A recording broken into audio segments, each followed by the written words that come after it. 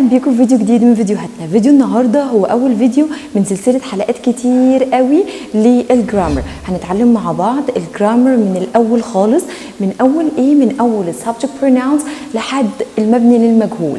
يلا بينا مع بعض بسم الله نبدا اول درس النهارده. سلسله حلقات الجرامر دي مناسبه جدا للاولاد اللي في ابتدائي، اعدادي، ثانوي، ماميز، اي حد عايز يطور من نفسه، وكمان للتيتشرز. طيب النهارده هنشرح مع بعض ايه؟ النهارده احنا هنشرح مع بعض اول واهم حاجه في الانجليش، وهي subject pronouns. subject pronouns يعني ايه subject pronouns؟ يعني ضمائر الفاعل. ايه ده؟ ايه الكلام ده؟ هو انت بقى هتشرحي كده وطلعتي زي كل المدرسين اللي بيشرحوا بالطريقه دي؟ لا، انا مش بشرح كده، بالراحه خالص. الموضوع ابسط من كده بكتير.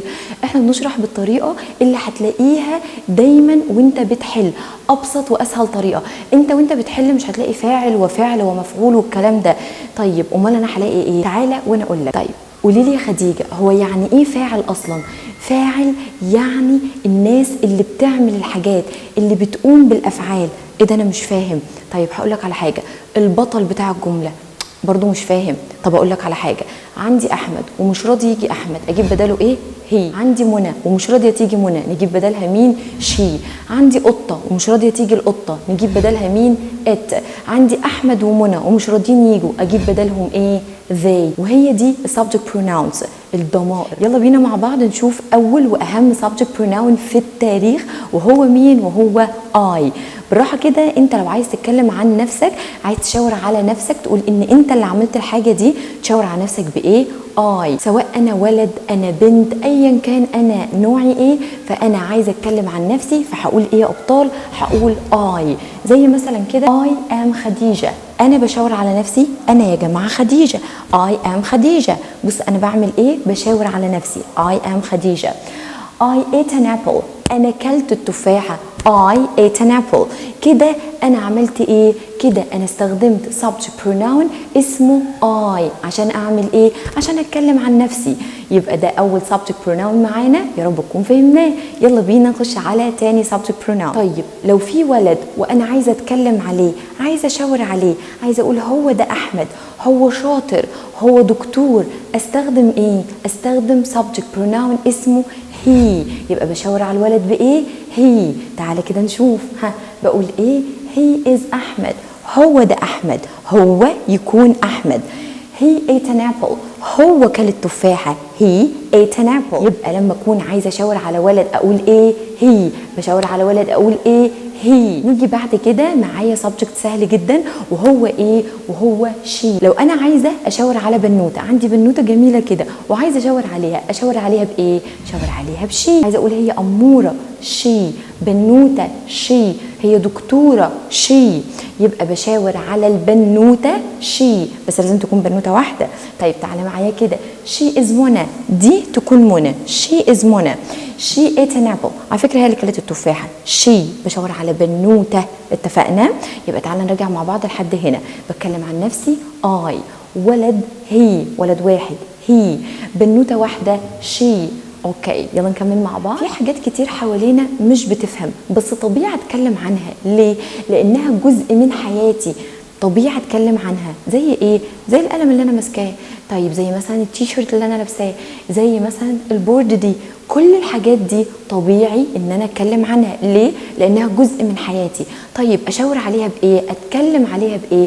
اي حاجه واحده ما بتفهمش نشاور عليها بايه يا ابطال؟ ات. حاجه واحده ما بتفهمش، ات. حاجه واحده ما بتفهمش، ات. زي مثلا الكلب بيفهم؟ لا، شاور عليه بايه؟ ات. القطه ما بتفهمش، شاور عليها بايه؟ ات. قلم ما بيفهمش، شاور عليه بايه؟ ات. يبقى اتفقنا ان اي حاجه واحده ما بتفهمش اشاور عليها بايه يا ابطالي؟ ات. تعالى مع بعض نشوف الامثله دي.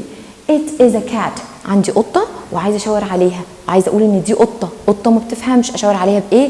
it صاحبتها is، الحاجه الواحده نجيب قبلها letter A، وقطه يعني ايه؟ cat. هنتكلم عن am و is و are بالتفصيل في verb to be. يلا بينا نكمل.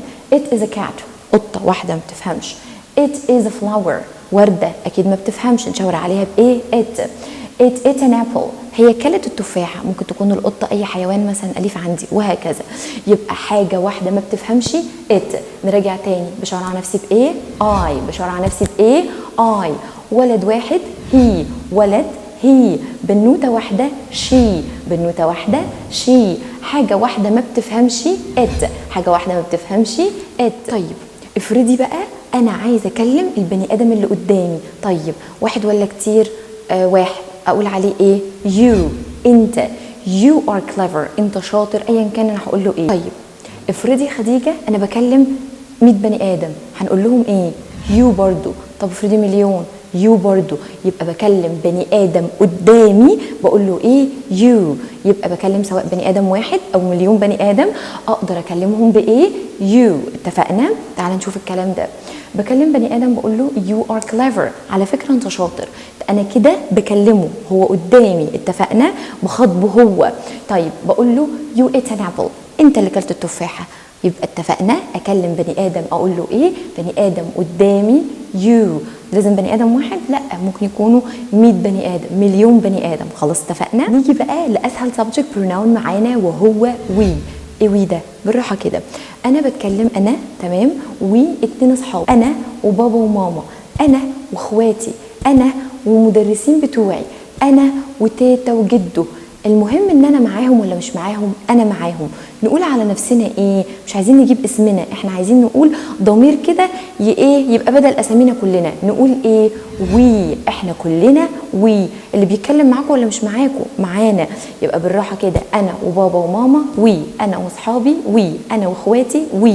اتفقنا؟ انا والمدرسين بتوعي وي. اللي بيتكلم لازم يكون ضمن الجروب. اتفقنا؟ يبقى احنا كلنا وي. نيجي نقول ايه؟ we are clever. على فكره بقى احنا كلنا شاطرين. طب انا معاكم ولا مش معاكم؟ معاكم. اللي بيتكلم معانا كلنا. we ate apples. كلنا كلنا تفاح. انا معاكم ولا مش معاكم؟ معاكم. يبقى احنا كلنا وي. اللي بيتكلم لازم يكون ضمن الجروب. نيجي بقى لألطف subject pronoun معانا وهو ايه؟ وهو they. هو they ده انا بستخدمه ازاي؟ قال لك بص كده، لما تلاقي مجموعه من الناس هناك بعيد كتير وانت مش معاهم، فتقول عليهم ايه؟ they. احمد ومحمد ومنى they. بابا وماما they. اصحابك they. اخواتك they. التيتشرز بتوعك they. طب ثانيه واحده، افرضي قطط كتير اقول عليهم ايه؟ they. شجر كتير they. اتفقنا؟ يبقى حاجات كتير، بني ادمين، حيوانات، ايا كان، وبعيد عني ان هم انا مش معاهم اقول عليهم ايه؟ they. انا مش معاهم. we انا معاهم. they are clever. هم شاطرين. انا مش معاهم. انا كده ممكن اكون انا التيتشر بتاعتهم بقول they are clever وبشاور على التلاميذ بتوعي. they ate apples. هم اللي كلوا التفاح. انا مش معاهم، انا كده ما اكلتش معاهم. يبقى الخلاصه، خلاصه السبجكت بروناونز بالراحه كده، انا بشاور على نفسي، انا بتكلم عن نفسي، هشاور على نفسي بايه؟ اي. بشاور على نفسي بايه؟ اي. بشاور على نفسي انا، اشاور على نفسي بايه؟ اي. طيب عايزه اشاور على ولد ومش عايزه اجيب اسمه، اشاور عليه بايه؟ هي. ولد هي. ولد هي. عندي بنوته ومش عايزه اجيب اسمها، اشاور عليها بايه؟ شي. بنوته شي. بنوته شي. افرض عندي حاجه واحده بس ما بتفهمش، زي القلم، البورد، مثلا التلفزيون، القطه، الكلب، الحاجات دي كلها، اشاور على حاجه واحده ما بتفهمش ات. حاجه واحده ما بتفهمش ات. نيجي بعد كده، انا عايزه اكلم اللي قدامي بس مش عايزه اجيب له، مش عايزه انادي عليه ولا اقول اسمه، بكلمك انت يو. بكلم مليون بني ادم يو. طيب نيجي، انا عايزه اقول احنا كلنا، انا اللي بيتكلم ومعاه ناس كتير، انا وبابا وماما وي، انا واصحابي وي، انا واخواتي وي، انا والتيتشرز بتوعي وي. افرض بقى انا رحت وقفت بعيد عنهم فاقول عليهم ايه؟ they. بابا وماما they. اصحابي they. اخواتي they. التيتشرز بتوعي they. خلاص اتفقنا. اتمنى نكون فهمنا السبجكت بروناونز لانهم سهلين جدا جدا بس اساس الانجليش. اتفقنا. اي حل جايين نحل اي حاجه اتعود شد خط تحت الاسامي، لان احنا لما شرحنا ولما هنتعامل ونشرح كل الجرامر مش هشرح لك بساره واحمد ومحمد ومنى والقطه، انا مش هشرح لك بكده، انا هشرح لك بايه؟ باي ووي ويو وذي. فانت كمان لما تيجي تحل شد لاين تحت اي اسم بني ادم تلاقيه، احمد، محمد، منى، وطلع البروناون الحقيقي، طلع الضمير الحقيقي. لقيت احمد، شد لاين تحت احمد واكتب هي. ده يساعدك 100% ان انت عمرك ما تغلط. انا ما شرحتش باحمد، انا شرحت بهي، يبقى لما هاجي اشرح اي زمن بعد كده هشرح بمين؟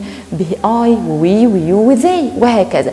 لقيت مثلا احمد ومنى وساره، شد لاين تحتهم اكتب ذي، لان انا لا احمد ولا منى ولا ساره. حتى لو كان اسمك احمد مش انت المقصود في الجمله، مش انت البطل بتاع الجمله. زي طب انا واحمد ومحمد ومنى وساره وي. اتفقنا. لقيت قطه كات، شد لاين تحتها اكتب فوقيها ات. طب كاتس كتير، شد لاين اكتب زي. خلاص اتفقنا.